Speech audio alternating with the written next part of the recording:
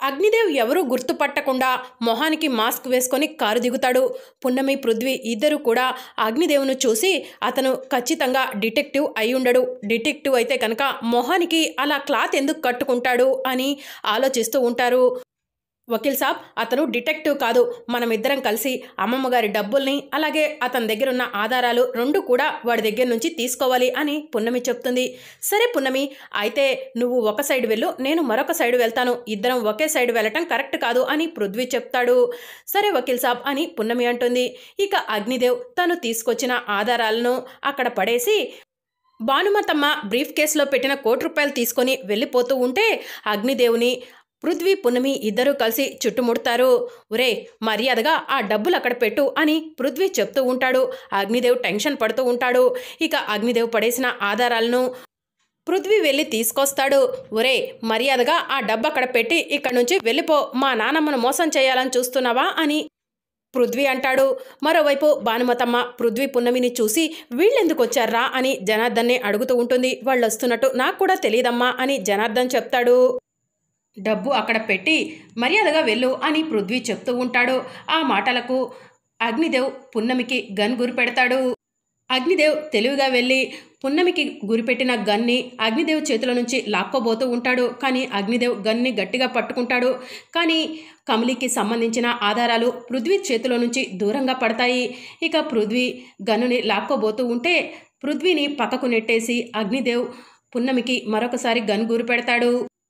డబ్బు పోతే పోయింది, ఇప్పుడు నేనిచ్చిన కవర్లో ఆధారాలు లేవని తెలిస్తే భానుమతమ్మను మరొకసారి డబ్బులు అడిగినా కూడా ఇవ్వదు, అందుకే ఇప్పుడు ఆ కవర్ తీసుకొని పారిపోవాలి అని అగ్నిదేవ్ పున్నమికి గన్ గురిపెట్టి ఆధారాలు ఉన్న కవర్ దగ్గరకు వెళ్ళి ఆ కవర్ తీసుకున్న వెంటనే పున్నమిని పక్కకు నెట్టేసి అక్కడి నుంచి పారిపోతాడు. ఇక దాంతో పృథ్వీ అగ్నిదేవ్ వెనకే పరిగెడుతూ ఉంటాడు. కానీ అగ్నిదేవ్ చిక్కకుండా అక్కడి నుంచి వెళ్ళిపోతాడు. ఇక మరోవైపు పున్నమి వకీల్ సాబ్ జాగ్రత్త జాగ్రత్త అని పిలుస్తూ ఉంటే ఇక పృథ్వీ అగ్నిదేవ్ తప్పించుకోవడంతో వెనక్కి వచ్చేస్తాడు. ఇక అగ్నిదేవ్ పారిపోగానే పోలీస్ వాళ్ళు వస్తారు. పోలీస్ వాళ్ళని చూసిన భానుమతమ్మ మీరేంటి ఎస్ఐ గారు ఇలా వచ్చారు అని అడుగుతూ ఉంటారు. మీ దగ్గర నుంచి ఎవరో ₹1,00,00,000 కొట్టేయాలని అనుకుంటున్నారని ఇన్ఫర్మేషన్ వచ్చింది, అతన్ని పట్టుకోవడం కోసం వచ్చాను అని ఎస్ఐ చెప్తూ ఉంటాడు. ఆ మాటలకు భానుమతమ్మకు కోపం వస్తుంది. నానమ్మ, నేను చెప్పేది విను ఒక్కసారి అని పృథ్వీ అంటాడు. నిజంగా డిటెక్టివ్ మీ దగ్గర నుంచి డబ్బులు తీసుకోవాలనుకుంటే గనక మొహానికి మాస్క్ పెట్టుకొని ఎందుకు వస్తాడు నానమ్మ? డిటెక్టివ్ ముసుగులో వేరే ఎవరో ఈ కుట్రంతా చేస్తున్నారు అని పృథ్వీ అంటాడు. భానుమతమ్మ గారు, వాళ్ళు చెప్తుంది నిజమే, డిటెక్టివ్ ఫేస్ మీకు తెలుసు, అలాంటప్పుడు అతను మొహానికి మాస్క్ కట్టుకొని రావాల్సిన అవసరం ఏంటి? అంటే అతను మొహం దాచుకుంటున్నాడంటే మీకు తన మొహం ఏదో తెలియకూడదనే కదా? వాళ్ళు చెప్పింది లాజిక్గా ఉంది, ఒక్కసారి ఆలోచించండి అని ఎస్ఐ చెప్తూ ఉంటాడు. ఎస్ఐ గారు, ఇప్పుడు వాళ్ళు తప్పించుకున్నారు, ఈసారి ఫోన్ చేసినప్పుడు తప్పకుండా మీకు ఇన్ఫర్మేషన్ ఇస్తాము అని పున్నమి చెప్తుంది. మీకేమైనా పిచ్చా? ఇప్పుడు దొరికిన ఆధారాలు మళ్ళీ ఎప్పటికి వస్తాయో ఏంటో, మంచి ఛాన్స్ మిస్ చేశారు అని భానుమతమ్మ అంటూ ఉంటుంది. ఆ మాటలకు పక్కనే ఉన్న జనార్దన్ కూడా అమ్మ, పృథ్వీ చెప్పిందే లాజిక్గా అనిపిస్తుంది అని చెప్తూ ఉంటాడు. మీరంతా ఒక మాట మీద ఉన్నప్పుడు నేను మాత్రం ఏం చేస్తాను, పదండి వెళ్దాం అని భానుమతమ్మ బాధపడుతూ అక్కడి నుంచి బయలుదేరుతుంది. ఇక పృథ్వీ కూడా డబ్బులు తీసుకొని పున్నమి పద వెళ్దాం అని చెప్పి చెప్తూ ఉంటాడు. ఇక అగ్నిదేవ్ కోపంగా ఇంటికి వస్తాడు. డిటెక్టివ్ని గొంతు పట్టి నొక్కుతూ ఉంటాడు. నీ అతి తెలివితేటలు ప్రదర్శించకు. ఏంట్రా, నా చేతులతోనే ఆ భానుమతమ్మకు తన కూతురు అల్లుడు ఫోటోలు ఇచ్చేలా చేశావు? లక్కు బాగుండి నేను చూశాను కాబట్టి సరిపోయింది, లేకపోతే ఆ భానుమతమ్మకి తన అల్లుడెవరో తన కూతురెవరో ఈ పాటికే తెలిసిపోయేది అని అగ్నిదేవ్ చెప్తూ ఉంటాడు. నువ్వు చేసిన ద్రోహానికి నిన్ను బ్రతకనివ్వకూడదురా అని అగ్నిదేవ్ కత్తి తీసుకొని డిటెక్టివ్ను పొడబోతూ ఉంటాడు. డాడీ ఆగండి అని మయూక్ అంటుంది. గురి తప్పిందనుకుంటున్నావా? తప్పలేదు, నేనే తప్పించాను. ఈసారి నేను చెప్పినట్టు చెప్పకపోతే కనుక నీ రక్తం రుచి చూస్తుంది ఈ కత్తి. నా అనుచరులకు చెప్పి నీకు ఎక్కడ సమాధి కట్టించాలో అక్కడ కట్టిస్తాను అని అగ్నిదేవ్ చెప్తూ ఉంటాడు. ఇక మరోవైపు మయూక, ఒరే, నిన్ను చంపుతుంటే మా డాడీని ఎందుకు అడ్డుపడ్డానో తెలుసా?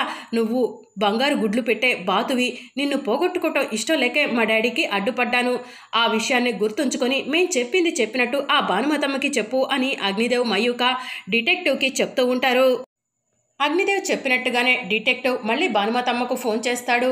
ఏంటి భానుమతి గారు, నేను మిమ్మల్ని నమ్మి మీ మనవరాలు మీ కూతురు అడ్రస్ ఇస్తానని చెప్తే మీరు నన్ను పోలీసులకు పట్టించాలనుకుంటారా? ఇక నేను ఫారెన్ వెళ్ళిపోతున్నాను, మీకు జన్మలో కనిపించను, మీకు మీ కూతురు మీ మనవరాలు కన్నా డబ్బే ముఖ్యం అన్నట్టు చేశారు అని డిటెక్టివ్ ఫోన్ కట్ చేయబోతూ ఉంటాడు. పరశురాం, ఒట్టు వేసి చెప్తున్నాను, నిన్ను పోలీసులకు పట్టించాలన్న ఉద్దేశం నాకు లేదు. నువ్వు అడిగిన ₹1,00,00,000 నేను తీసుకొని వచ్చాను. అదంతా నాకు తెలియకుండా జరిగిపోయింది. ఇప్పుడు నా కూతురు నా మనవరాలు అడ్రస్లు ఇవ్వు, ఇప్పుడే నీకు ₹1,00,00,000 ఇస్తాను అని భానుమతమ్మ చెప్తూ ఉంటుంది.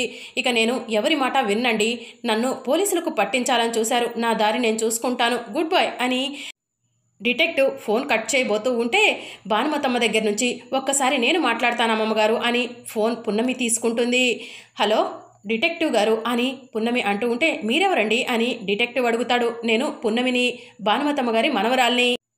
మీ దగ్గర నిజంగా ఆధారాలు ఉన్నాయా? మీరు నిజంగా డిటెక్టివేనా? డిటెక్టివ్ అయితే మా అమ్మమ్మ గారికి మీ మొహం తెలుసు కదా, మీరు మాస్క్ వేసుకొని ఎందుకు వచ్చారు అని పున్నమి అడుగుతూ ఉంటుంది. ఎందుకంటే మీరు పోలీసులను పిలిపిస్తారని నాకు ముందే తెలుసు, అందుకనే నా జాగ్రత్తలో నేను మొహానికి మాస్క్ వేసుకొని వచ్చాను. ఈరోజు నేను మొహానికి మాస్క్ వేసుకొని రాకపోతే నా మొహాన్ని మీరు పోలీసులు అందరూ చూసేవాళ్ళు కదా అని డిటెక్టివ్ చెప్తాడు. ఓ, మీ దగ్గర అన్ని తెలివితేటలున్నాయా అని పున్నమి అంటుంది.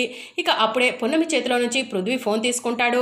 డిటెక్టివ్ పరశురామ్ గారు, మీ దగ్గర నిజంగా మా అత్తయ్య మా మేనకోడలు ఫోటోలు ఉన్నాయనుకోండి, అవి ఒకటి మా ఫోన్కి సెండ్ చేయండి.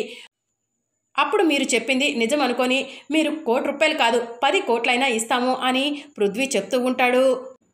మీకు ఇలాంటి తెలివి తక్కువ ఐడియాలు వస్తాయని నాకు తెలుసు, నేను ఒకసారి భానుమతమ్మ గారితో మాట్లాడాలి, ఫోన్ ఇవ్వండి అని డిటెక్టివ్ అంటాడు. మా అమ్మమ్మ గారు ఇక్కడే ఉన్నారు, మాట్లాడండి అని పున్నమి ఫోన్ని భానుమతమ్మకి ఇస్తుంది. భానుమతమ్మ గారు, నేను చేసిన ఎంక్వైరీలో మీ మనవరాలు ఒక దయనీయ పరిస్థితుల్లో తినటానికి తిండి లేక అమాయకంగా నిస్సహాయరాల్లా బ్రతుకుతుంది అని డిటెక్టివ్ చెప్తూ ఉంటాడు. ఏం మాట్లాడుతున్నావు పరశురామ్ అని భానుమతమ్మ అడుగుతూ ఉంటుంది. అవునండి, మీ మనవరాలికి తల్లిదండ్రులు దూరం అయ్యి ఒక అనాథలాగా ఉంటుంది. ఒక జమీందారి ఇంట్లో పని మనిషిలా పనిచేస్తూ జీవితాన్ని ఎల్లబుచ్చుకుంటుంది అని డిటెక్టివ్ చెప్తూ ఉంటాడు. నువ్వు చెప్పేది నిజమా పరశురామ్? నా మనవరాలు నిజంగానే దయనీయ పరిస్థితిలో ఉందా? పని మనిషిలా నా మనవరాలు ఉండటం ఏంటి? నా మనవరాలి అడ్రస్ చెప్పు, ఇప్పుడే వెళ్ళి తీసుకొచ్చుకుంటాను ప్లీజ్ పరశురామ్ అని భానుమతమ్మ అడుగుతూ ఉంటుంది. చెప్పే ఛాన్స్ మీరెక్కడిచ్చారు? పోలీసులను తీసుకొని వచ్చి నేను ఇచ్చే ఆధారాలన్నీ కూడా మీరు సొంతం చేసుకోలేకపోయారు అని భానుమతమ్మకు పరశురామ్ చెప్తూ ఉంటాడు. ప్లీజ్ పరశురామ్, ఈసారి అలా జరగదు, నా మనవరాల్ని నేను తీసుకొచ్చుకుంటాను, ప్లీజ్ నీకు కావాలన్నంత డబ్బు నేను ఇస్తాను, నా మనవరాలి అడ్రస్ చెప్పు అని భానుమతమ్మ అడుగుతూ ఉంటుంది. మీకు వివరాలు చెప్పడం కోసం నాకు కొంత సమయం కావాలి, నేనే మీకు మళ్ళీ ఫోన్ చేస్తాను భానుమతమ్మ గారు అని డిటెక్టివ్ ఫోన్ కట్ చేస్తాడు. ఇక భానుమతమ్మ తన మనవరాలు దీన స్థితిలో ఉందని తెలిసి ఏడుస్తూ ఉంటుంది. అయ్యో భగవంతుడా, ఎందుకయ్యా నా మనవరాలికి అలాంటి దుర్భర జీవితాన్ని ఇచ్చావు? కోటేశ్వరుల ఇంట్లో పుట్టిన నా మనవరాలు వేరే వాళ్ళ ఇంట్లో పని మనిషిగా పెరగటం ఏంటయ్యా? ఎందుకయ్యా నా మనవరాలికి నా బిడ్డకు ఇలాంటి దుస్థితిని కల్పించావు అని భానుమతమ్మ ఏడుస్తూ ఉంటుంది. అయ్యో అమ్మమ్మగారు బాధపడకండి అని పున్నమి చెప్తూ ఉంటుంది. ఇక మరోవైపు శృతి, కళావతి ఇద్దరు కూడా గార్డెన్లోకి వెళ్తారు. ఏంటమ్మా, అమ్మమ్మ ఆ అగ్నిదేవికి ₹1,00,00,000 ఇస్తుందేమో, మనకు కూడా 50 లక్షలు వస్తాయనుకుంటే ఇలా జరిగింది అని శృతి అంటూ ఉంటే, ఆ విషయం గురించి అమ్మమ్మతో ఇప్పుడే మాట్లాడదాం పాదా శృతి అని కళావతి అంటుంది. ఇక భానుమతమ్మ దగ్గరకు అప్పుడే పున్నమి వెళ్ళి, అమ్మమ్మగారు మీరేం బాధపడకండి, మీకు ఫోన్ చేసింది డిటెక్టివ్ కాదు, డబ్బు కొట్టేయడం కోసం ఎవరో ఇదంతా కావాలని చేస్తున్నారు అని పున్నమి చెప్తూ ఉంటుంది. అప్పుడే శృతి, కళావతి ఇద్దరు కూడా భానుమతమ్మ దగ్గరకు వస్తారు. చేసిందంతా చాలన్నట్టు మళ్ళీ ఇప్పుడు మా అమ్మమ్మకు అలా చెప్తావేంటి? మా పిన్ని మా చెల్లి రావటం నీకు ఇష్టం లేదా పున్నమి అని శృతి అడుగుతూ ఉంటుంది. నోటికొచ్చినట్టు మాట్లాడకు శృతి, మీ చెల్లెలు నాకేమైనా శత్రువా ఏంటి అని పున్నమి అంటుంది. అమ్మమ్మగారు, అతను నిజంగా డిటెక్టివ్ అని తెలిసే వరకు మీరు తొందరపడి డబ్బులు ఎవరికి ఇవ్వద్దు అని పున్నమి చెప్తూ ఉంటుంది. నేను ఇక ఎవరి మాట వినను, నా మనవరాల్ని కాపాడుకోవడమే నా ముఖ్య ఉద్దేశం అని భానుమతమ్మ చెప్తూ ఉంటుంది. పున్నమి, భానుమతమ్మ అందరూ ఉన్న రూమ్లోనే పున్నమి కన్న తల్లి కమలి ఫోటో కనిపిస్తూ ఉంటుంది. ఆ ఫోటోని చూసిన శృతి టెన్షన్ పడుతూ ఉంటుంది. ఫోటోని పున్నమి ఎక్కడ చూసేస్తుందో అని. పున్నమి, నువ్వు వెళ్ళు, అమ్మమ్మకి ఏమైనా కావాలంటే నేను చూసుకుంటాను అని చెప్పి పున్నమిని రూమ్లో నుంచి బయటకు పంపించేస్తుంది. అమ్మయ్య, ఆ పున్నమి ఇక్కడ ఉన్న వాళ్ళ అమ్మ ఫోటో చూడలేదు అని చెప్పి శృతి, కళావతి ఇద్దరు కూడా సంతోషపడుతూ ఉంటారు. ఇక మార్నింగ్ అవుతుంది. పున్నమి, పృథ్వీ ఇల్లంతా కూడా డెకరేట్ చేస్తూ ఉంటారు. పృథ్వీ డెకరేషన్ చేసుకుంటూ పున్నమి వైపు చూస్తూ ఉంటాడు. పున్నమికి సైట్ కొడుతూ ఉంటాడు.